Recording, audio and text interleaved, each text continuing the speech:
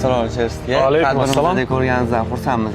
Men ham sizni ko'rganimdan xursandman. Aka, Carvel firmasida qaysi zapchasini o'zingiz qo'ydingiz va uni nimaga tanladingiz? Oxirgisidan aytaylik. Oxirgisi oporniy disk qo'ydim o'zimning Spark avtomobilimga. Nimaga buni tanladim? Sababi juda ham oddiy.